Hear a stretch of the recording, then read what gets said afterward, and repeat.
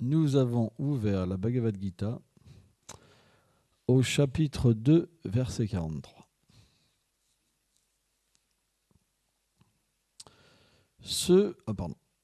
Kamatmanam svargaparam karma pradam kriya vishesha bhuram bhogeshvaryam gatim prati. Quand est-ce qu'on pourra avoir un tableau pour voir le verset? C'était quoi l'idée d'avoir un espèce de rétroprojecteur, c'est ça pour... Ouais. Donc faut voir ça. Ça serait bien que les dévots ils puissent apprendre à répéter le verset. Ceux dont les cœurs sont contaminés par la concupiscence accomplissent de nombreuses cérémonies fastueuses. Tu traduis pas? Ok. Alors sois plus concentré aujourd'hui. Je vois que ton esprit est ailleurs. Ceux dont les cœurs sont contaminés par la concupiscence accomplissent de nombreuses cérémonies fastueuses pour atteindre les planètes édéniques, en pensant qu'elles sont l'objectif le plus élevé des Védas. Bien qu'ils mènent au plaisir et à l'opulence, de tels rituels lient leurs adeptes au cycle des morts et des renaissances. Commentaire. Srila Vishwanath Saraswati Thakur dit: quelle sorte de déclaration est-ce que ces personnes suivent? En réponse, il est dit qu'en analysant le profit et la perte de tels rituels védiques, elles établissent comment accroître leur activité, qu'ils leur apporteront du plaisir et de l'opulence. Même si de telles activités entraînent la naissance et la mort.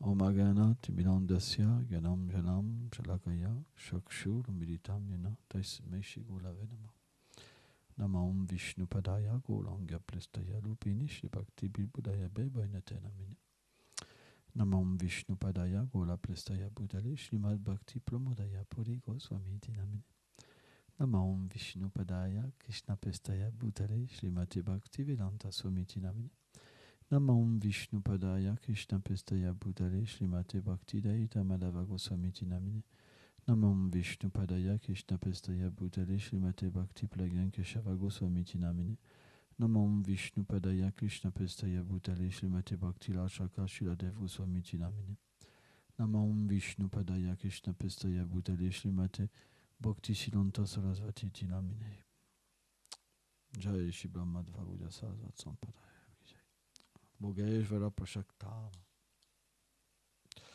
Dans le verset suivant, Krishna il dit que ceux qui ont des désirs matériels, ils ne peuvent pas être fixés sur un but. Comment on peut comprendre ça? Déjà, dans ce monde, tout est limité, tout est temporaire. La matière ne peut pas satisfaire l'âme. Donc automatiquement, tout ce qu'on essaye nous mène à un autre but, et encore un autre but, et encore un autre but, et encore un autre but, et encore un autre but, c'est sans fin. Ceux qui ont des désirs matériels, ils ne pourront jamais atteindre la méditation sur le Seigneur suprême. C'est pourquoi c'est très difficile, si dans nos vies passées, on n'a pas pratiqué une bhakti assez pure, de pouvoir être fixé sur Krishna. Pas si simple. Moi, je me rappelle, quand j'étais nouveau dévot,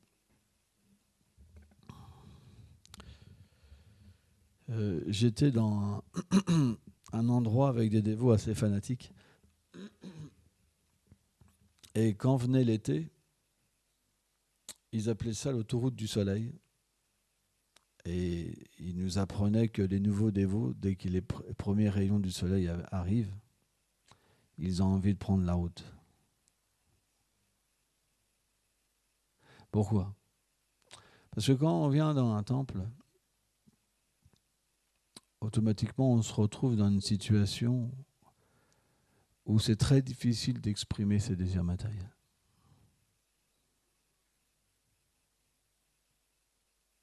Pourquoi ? Parce qu'on a une autorité spirituelle, parce qu'on ne fait pas ce qu'on veut. Et automatiquement, puisqu'on a une mauvaise compréhension de la liberté, quand on a des désirs matériels, quand il y a cette concupiscence, on pense qu'on n'est pas heureux. Selon Shilalupa Goswami, le principe du service de dévotion est une purification. Pourquoi ? Parce que différentes couches recouvrent l'être. Krishna explique que la concupiscence recouvre l'être à différents degrés. Donc le service de dévotion a pour vocation de purifier cette concupiscence. De la même manière que la passion altère cette potentialité de l'amour de Dieu qui est en nous-mêmes, de la même manière, en pratiquant le service de dévotion, on peut purifier toutes ces couches et éveiller notre amour latent pour le Seigneur suprême. Or, celui qui est un jeune dévot, quand il se retrouve en contact avec le service de dévotion, quand il chante les saints noms, quand il pratique, selon Shilalupa Goswami, c'est amer. C'est très amer. Et automatiquement, qu'est-ce qu'il pense ? L'autoroute du soleil. Qu'est-ce que je fais là ? Je pensais trouver le bonheur, et tout ce que je trouve, c'est l'amertume. Et il est testé. Finalement, je ferais mieux de faire mon plan, ceci, cela. C'est le mental. Le mental nous fait croire qu'on va encore trouver le bonheur dans ce monde. C'est une réalité. Vous allez me dire ce que vous voulez, c'est une réalité.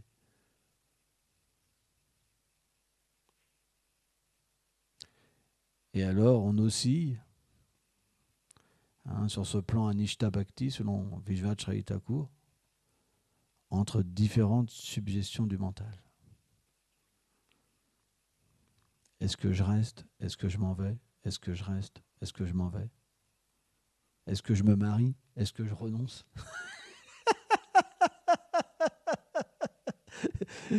Constamment.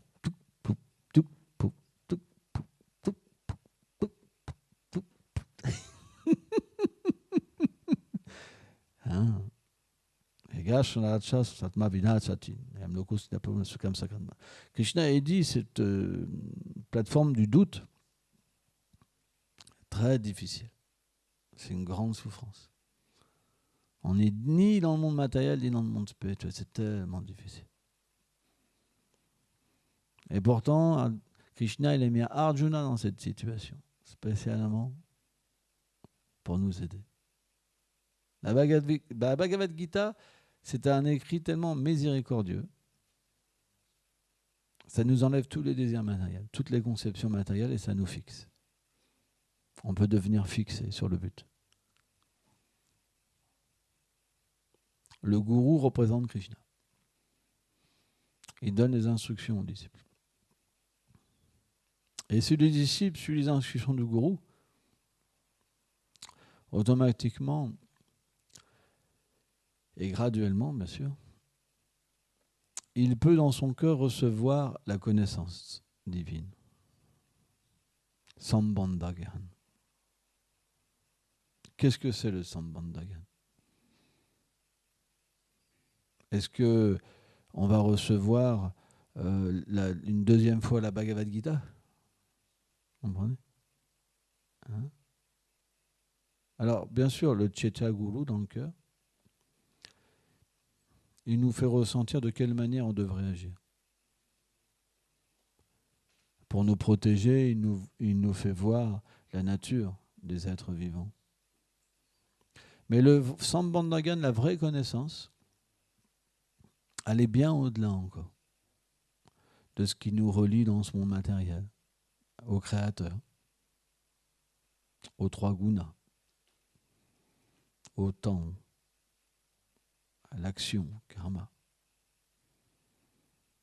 Cette connaissance, c'est simplement quelle est ma position transcendantale, qui je suis réellement.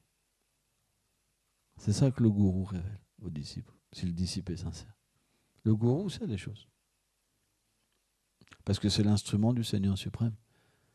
Et puisque le Seigneur connaît notre position éternelle, naturellement, le gourou connaît notre position éternelle. Mais le gourou ne révèle pas un état immature. Ou alors, il faut vraiment que ça soit une miséricorde spéciale. Parfois, un disciple peut demander une bénédiction. Par exemple, un gourou peut accorder une bénédiction à un disciple, et un disciple peut lui demander, et le gourou peut révéler sommairement la nature du disciple. Ça peut arriver. Ça ne veut pas dire que le disciple est qualifié. C'est une miséricorde spéciale. C'est déjà arrivé dans notre histoire. Hein? Mais le point, c'est quand le disciple est véritablement sincère et qu'il est abandonné au gourou, alors la connaissance se manifeste dans le cœur du disciple. Et cette connaissance, elle contient tous les aspects de la vérité en ce qui concerne notre personnalité. Notre nom, notre forme, notre habit, nos parents, nos cousins, hein, notre Uchteshvar, notre gourou dans le monde transcendantal, etc., etc. Tous les aspects du service de dévotion nous concernant nous sont donnés. Pourquoi ? Pour qu'on puisse méditer sur la réalité. Sans cette méditation, quelle est la nature de notre méditation ? Maya. Que pense une âme conditionnée ? Elle médite sur Maya. La méditation sur Maya ne nous permet pas de nous libérer de Maya. Elle nous empêtre dans Maya. Or, la connaissance que révèle le gourou, elle nous permet de méditer sur le monde transcendantal et d'acquérir une fixité, un attachement pour Krishna, des émotions pour Krishna. C'est le but de la dévotion. Je me rappelle, quand j'étais nouveau dévot, quand les dévots parlaient de ces sujets-là, c'était interdit. Sous prétexte d'être un sahaja. Sahaja, c'est quelqu'un qui imite les purs dévots, qui imite les sentiments d'extase, qui pense qu'il est libéré, qu'il a déjà atteint un niveau spirituel alors qu'il a encore les pulsions sexuelles, par exemple. Mais si on n'entend pas parler des aspects plus élevés du service de dévotion, comment on va aspirer un jour à atteindre cette plateforme-là ? Donc c'est contradictoire. Vous comprenez ? C'est pourquoi parfois les grands Vaishnavas, comme Bhakti-Vibhuda Bholen Goswami Maharaj, ils parlent de Vraj. Et des choses quand même parfois assez confidentielles. Pour eux, c'est quelque chose de naturel. Pourquoi ? Parce que quand ils pensent, eux, ils pensent à Vraj. Ils ne pensent pas au monde matériel, ils pensent à Vraj. Parce que l'attachement qu'on a dans notre cœur, c'est notre méditation. Donc si vous êtes attaché à Krishna, vous pensez au monde de Krishna. Si vous êtes attaché à la concupiscence, vous pensez aux femmes et aux hommes. Si vous êtes attaché aux richesses, vous pensez au business.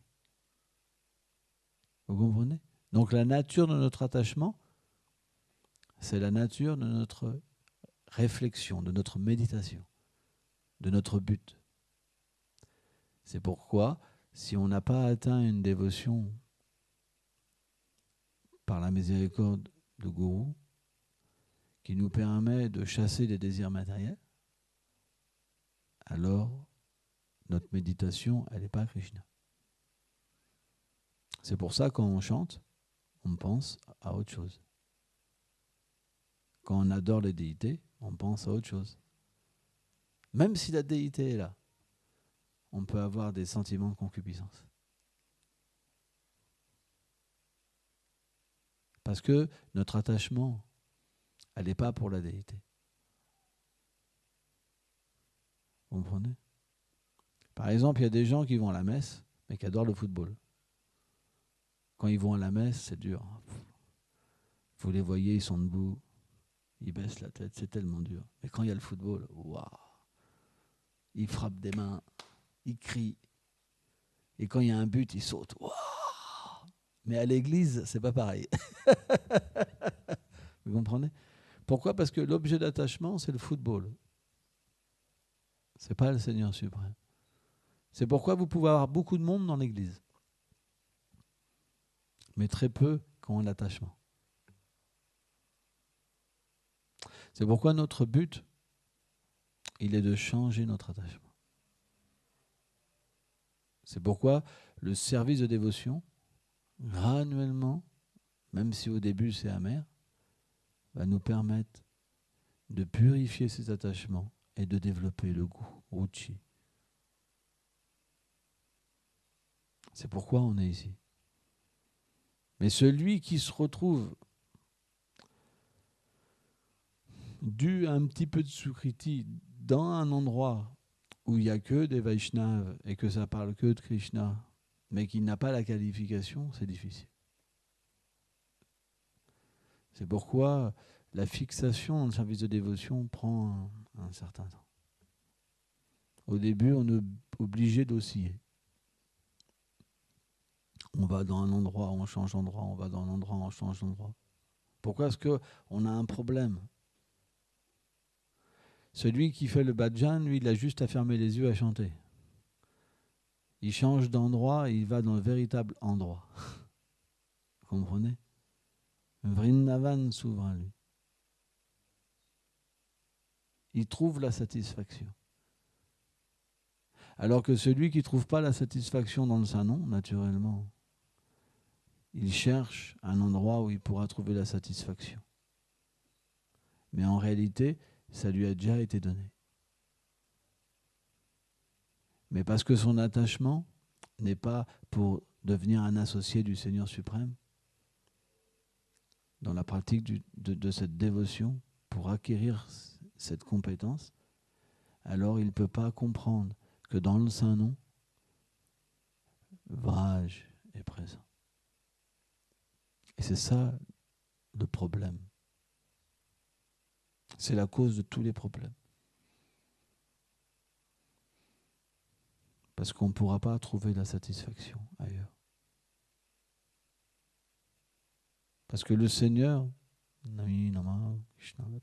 est descendu en fait sous la forme du Saint-Nom dans cet âge. Au point que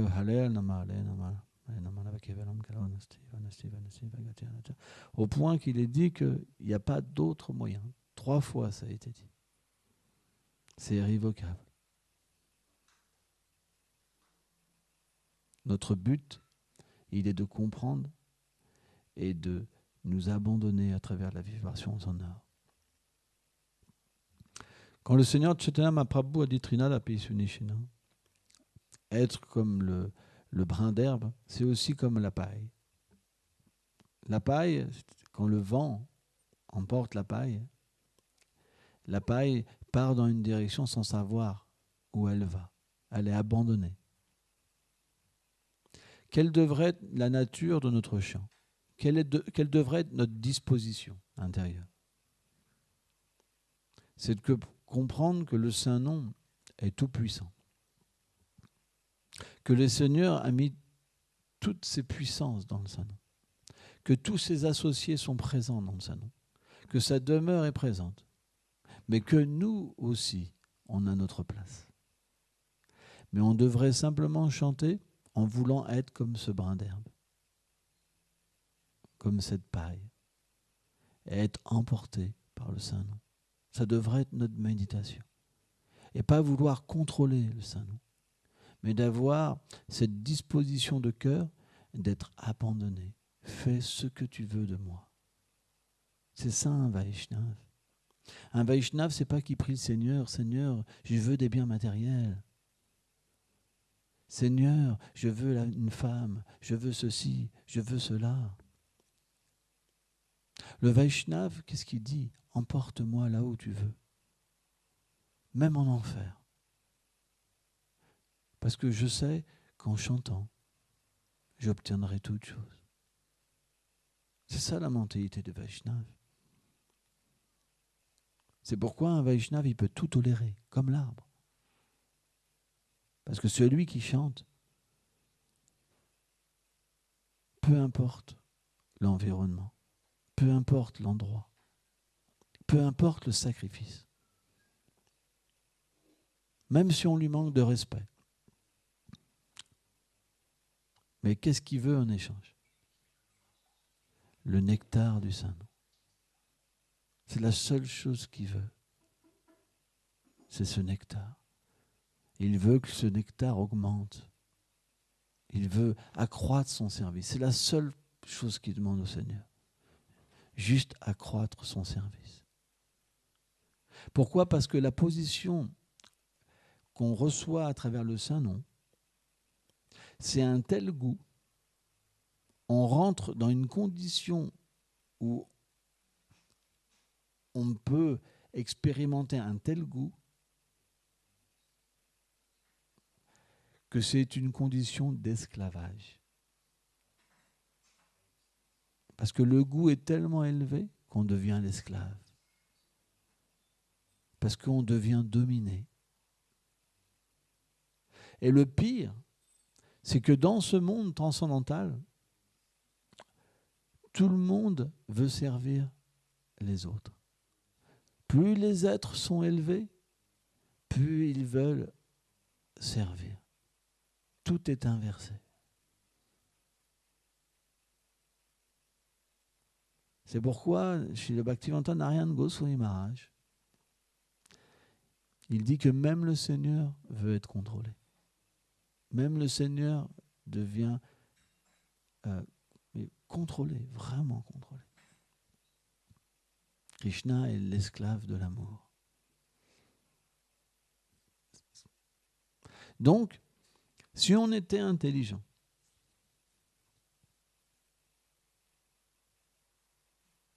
si on avait l'intelligence, Buddhi Yoga, on chanterait avec sérieux. Mais quelle était la nature de notre chant ce matin? Est-ce qu'on a pu expérimenter ça? Pourquoi? Pourquoi on n'a pas pu expérimenter? Parce qu'il y a la concupiscence. Parce que celui qui a des désirs matériels, il ne peut pas avoir cette disposition dans le cœur.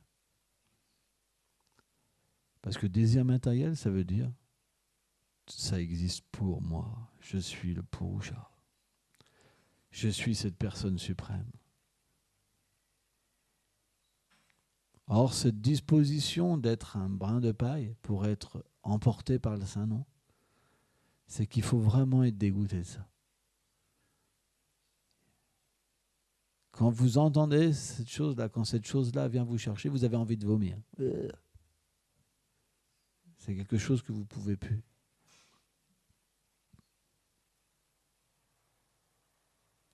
Les grands dévots du Seigneur, quand il y a une pensée charnelle qui rentre en eux, ils grimacent et crachent de dégoût. Je l'explique. Mais tant qu'on pense aux belles filles, aux beaux hommes, aux possessions, cette position elle ne sera pas offerte. C'est pour ça qu'il faut comprendre la Bhagavad Gita. Parce qu'on peut penser qu'on est avancé spirituellement, alors qu'on n'a même pas commencé à purifier notre cœur. Chittodal Panamaja.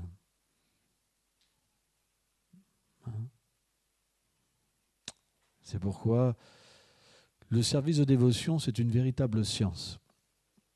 C'est comme une médecine. Et les Vaishnavas sont les docteurs. Et comme une médecine, quand vous achetez une boîte de médecine, il y a un papier dedans avec une notice, comment prendre le médicament. Alors les Vaishnavas, ils ont écrit des livres. Parce que comme ils ont pris correctement la médecine, et qu'ils avaient aussi le papier, et qu'ils sont devenus docteurs, ils ont vu que le problème c'est le même chez les êtres, mais l'environnement a un peu changé, temps, lieu, circonstance. Donc qu'est-ce qu'ils ont fait? Ils ont réécrit la notice, mais un petit peu différemment pour que les gens puissent l'accepter. Donc ils ne changent pas le contenu, mais ils le présentent autrement. Parce que c'est des docteurs. C'est pourquoi tous les Vaishnavas disent la même chose. Notre philosophie, elle ne peut pas changer. Le Siddhanta ne peut pas changer. La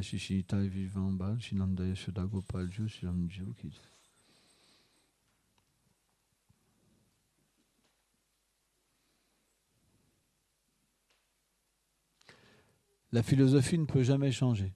Parce que Krishna est éternel. Et la connaissance spirituelle est éternelle. Dans le monde matériel, tout est temporaire. Donc, ils se critiquent les uns les autres et leur connaissance, elle évolue tout le temps.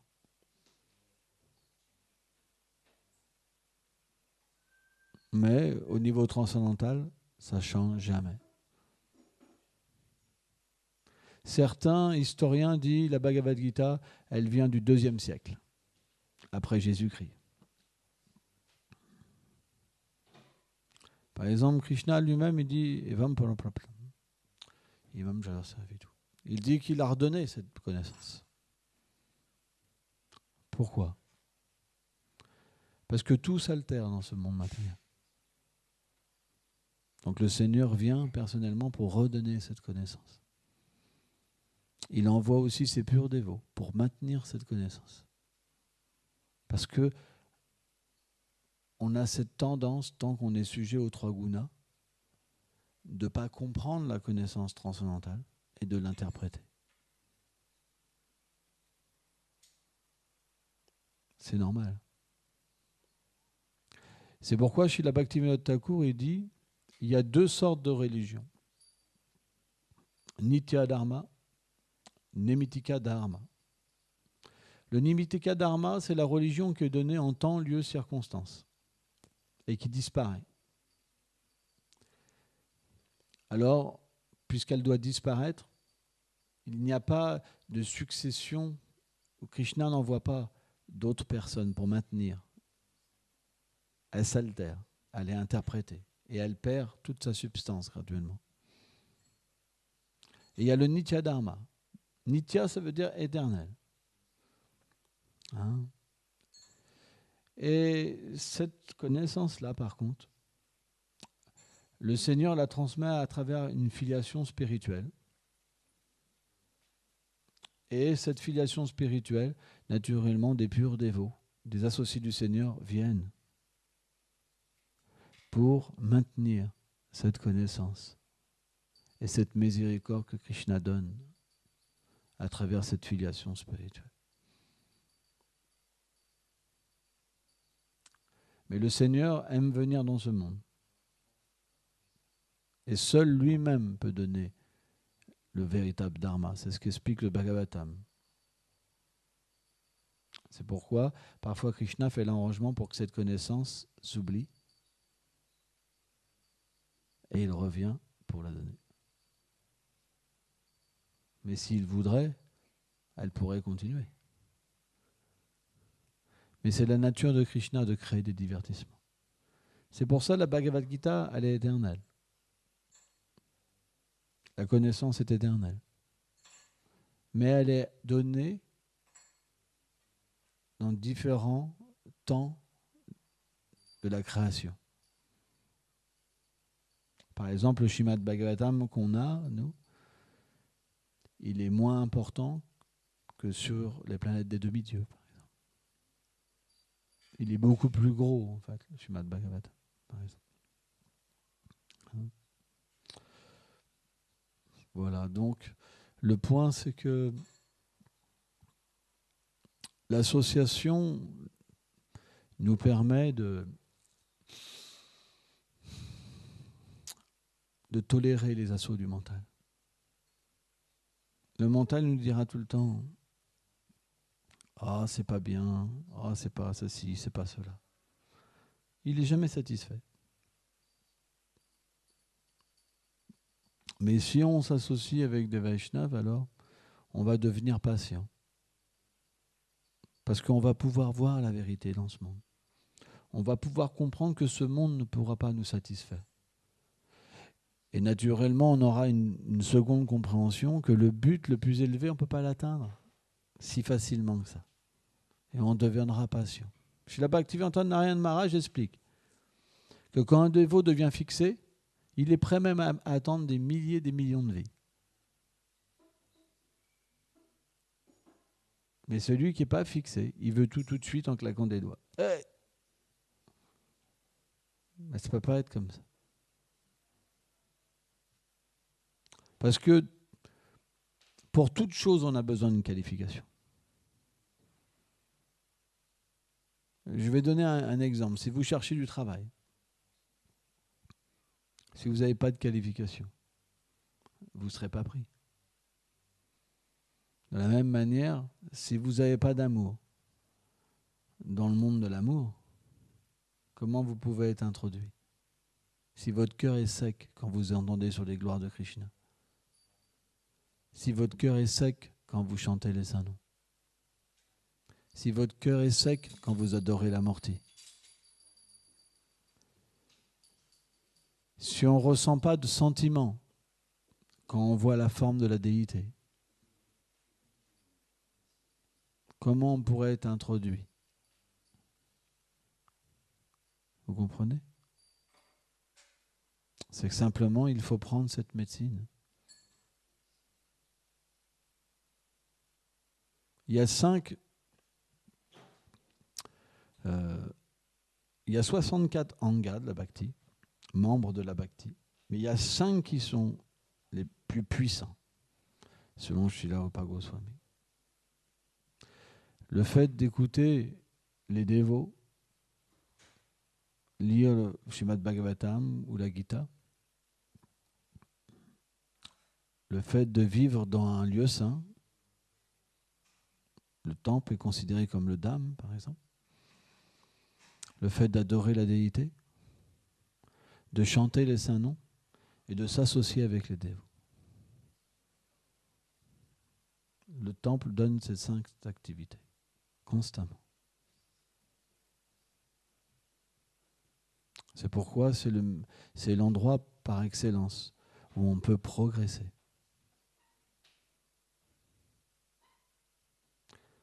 Mais pour progresser, il faut l'humilité. Parce que si vous avez l'orgueil, alors même le dham devient recouvert. Hein? C'est pas facile de voir cette réalité. Mais elle peut être révélée par l'abandon au gourou, au maître spirituel. Hein, c'est quelque chose qui est important. Voilà. Cool,